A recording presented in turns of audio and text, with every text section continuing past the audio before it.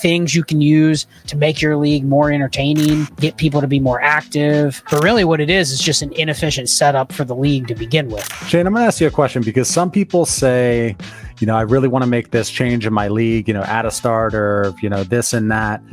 When do they have to get it done by? When do tweaks need to be made? Sooner rather than later? Or have they already missed their boat? Talk to me about that. Tweaks to what? Tweaks to the...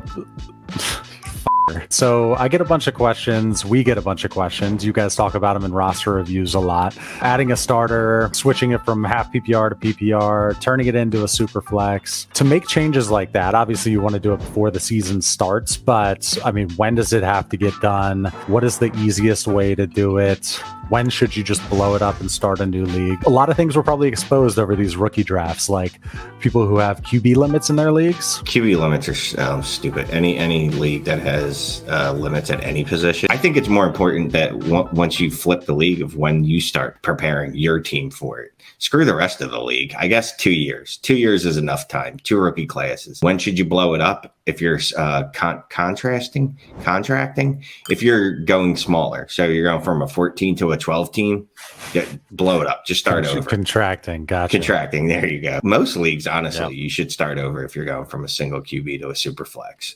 It's an excuse to start a new league anyway. It's an excuse to have a startup. The startup draft is so important in the Superflex draft that it could set the tone for years to come. I want that opportunity to beat people's face in during the startup. Now, I can fix it later and trade because I'm a good trader. Not all of you can, though. I'm going to you, Scott. No.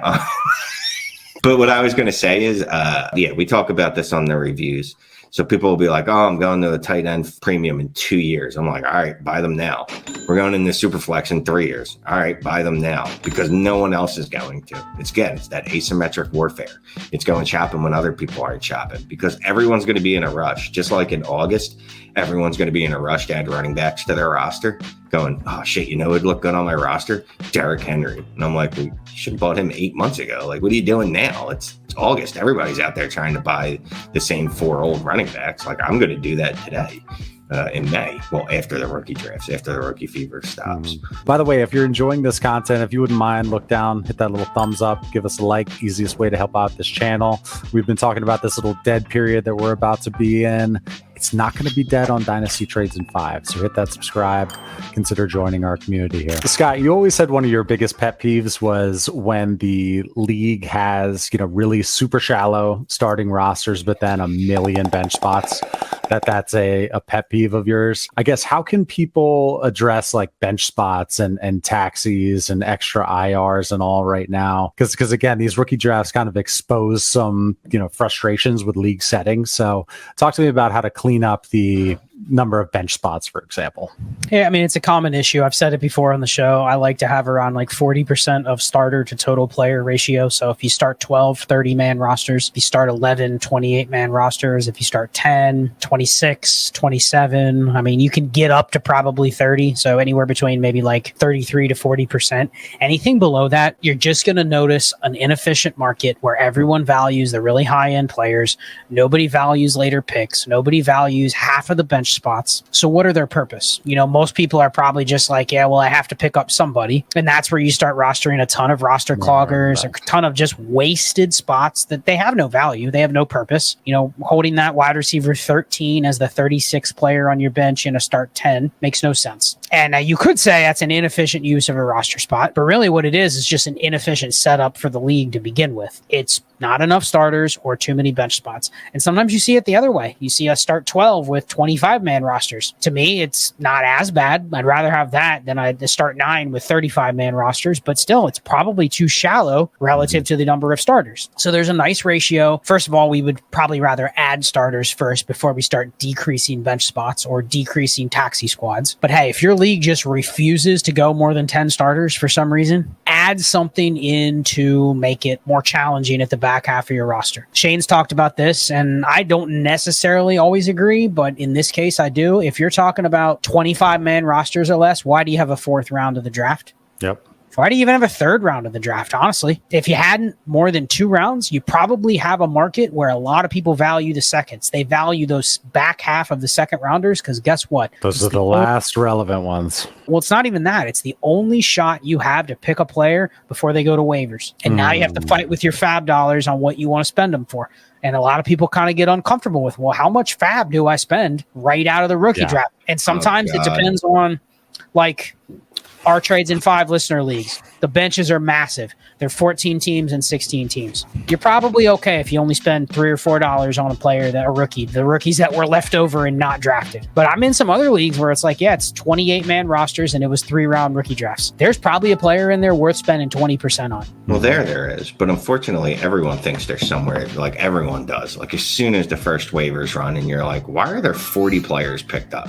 Why did anyone pick up 40 players, especially when the first waiver runs like a week after the rookie draft, which was 2 weeks after the NFL draft? I'm like, did I miss something? Like they had rookie mini camps. That was it, right? And usually nothing comes of those at all. But people are still dropping all this fab on just random names. And I'm like, I'm not spending an absolute cent on any of these losers. Well, what they do is they put fab on the players who on Sleeper are trending. Well, just to finish the point on vote to add starters, but just make the ratio good. Trust me, even if you reduce bench spots or you reduce roster spots, it will create a more efficient active market. And that's what you want. How many times do people complain their league isn't active? Now, I agree there are sets of managers that you're never going to be able to get active. That happens. But I think there's a lot of other things. Just the way that the league is set up generates a lack of activity. You know, you guys know your leagues that you're in where you know they're not that active. And then you know your leagues where you're really active because the format warrants that you have to be active.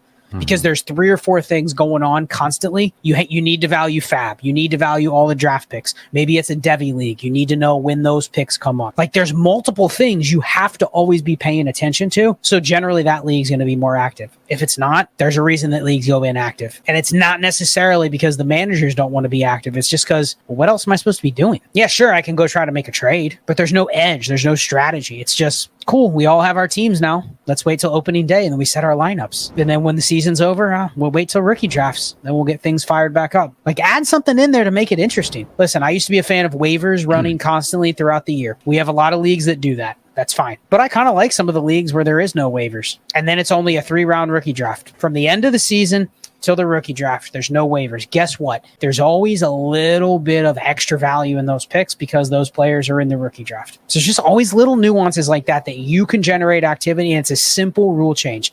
But you probably need to be able to articulate to your league why you want to do it, and it can't be so obvious that everyone knows it's just your team that's benefiting from it. So maybe we can do a full show on that kind of thing of just like things you can use to make your league more entertaining, get people to be more active, make it more interesting, breaking up your rookie draft. I used to be in a league where we did 4 rounds of rookie picks. The day of the NFL draft, we did the first round. Then we waited 6 weeks and did the second round. Then we waited until the preseason and did the third round. And then the week of the start of the season, we did the 4th round. And there was no waivers in between. And each time when those periods of 4 to 6 weeks in between the draft rounds, were those picks being moved a lot, or you had to pay a lot. You had to pay a lot. You got to the point where the 401, because it was the first pick after the preseason, actually had more value than the 304. But it made people think about that going in the future. Like, okay, maybe I don't trade away all my 4th rounders because it could be that 1 or 2 picks in the preseason that's worth a lot. So little things like that you just need to be able to explain to your league that's been around for 9 years and has done things the same way over and over and over and over, why this could be fun. So things like that. I don't know if Shane has any more thoughts on it, breaking up the rookie draft, but I think that's another way to just generate activity and make picks more valuable. Now, don't do that in a league where you have a start 8. I was about to say, you can't do it in a start 8, start 9, or whatever. It's a bigger league. It's got to be at least start 10. It's got to be at least 25-man roster, something like that. Rookie draft should only be 2 rounds. Make the waivers matter again. Waivers are, especially in these 14-team leagues, like you were saying, like the Dynasty Trades and 5 leagues, the HQ leagues I'm in, anything over 3 rounds, I'm just like, what is the point of this? You're not going to hit. The hit rate on those guys is so low. We'd love to hear questions from you in terms of what you'd like us to talk about round roundtable style. In the meantime, there's going to be a playlist pop over top of Shane's face. It is going to be running backs. A lot of them need a little refresh. Give us some player ideas. Another playlist popping over top of Scott's face. I'm not sure what it's going to be yet. Thanks for watching. See you next time.